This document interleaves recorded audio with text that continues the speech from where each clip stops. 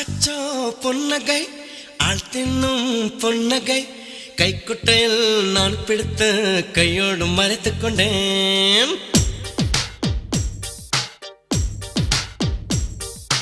அச்சச்சோ பொன்னகை ஆழ்த்தின்னும் பொன்னகை கைக்குட்டையில் நான் பிடித்து கையோடு மறைத்துக் கொண்டேன்.